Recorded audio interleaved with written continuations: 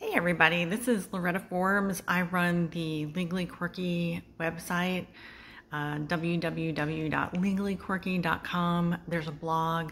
I also offer life coaching skills.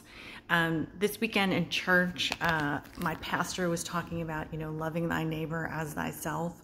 And it occurred to me that one way to explain what I do is I teach those people who grew up in highly dysfunctional homes how to love themselves because your parents didn't teach you how to do it.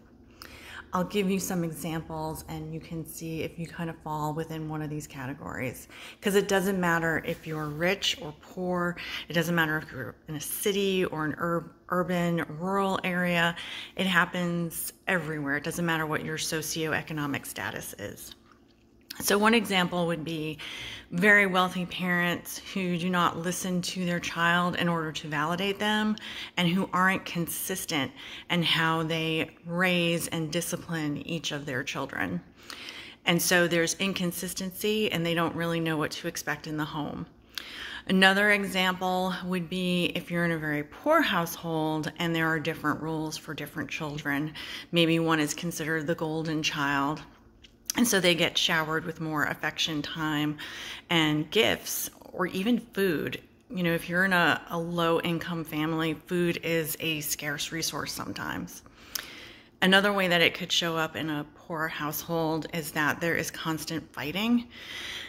And it could be because there is an addiction that the family is fighting. And it could be that resources that should be used on things like electricity and food are being used for the addiction. And so that causes tension in the home, and the children are not given a safe and secure environment to grow up in. And so those types of people are, those wounded children that were never taught, how do you love yourself? How do you take care of yourself? What is a valid need, and how do you ask for that need or want from someone else? Most of the people that I know, and I know that I'm guilty of this, when you grow up in an abusive household, you don't ask for help. You learn not to trust outsiders. You're told that from the beginning. Don't talk to people outside the house about what happens in the house. And so there's a mistrust of others, and then there's shame involved. And so you don't want to ask other people for help because then they'll know your family is not normal. Your family is not like other families, or that, they'll realize that you are unworthy because you have this kind of crazy family dynamic that you're having to navigate rather than having a healthy, supportive childhood. So when I work with coaching clients that have had this type of upbringing, there's a whole set of exercises and a workbook that we do in order to develop, your sense of self and figure out who you are, what do you like, what do you believe, what did your parents teach you to believe, and are those beliefs still valid? And then it also comes up with the divorce clients that I coach, because very often when you've experienced a divorce, you might have been traumatized either during the marriage or during the divorce because your entire identity got wrapped up into someone else's being married and being someone's wife, and now you have to come up with a new identity because you put your value and who you were outside of you instead of looking inside and asking yourself, what do I like? What do I want to do? What do I believe in?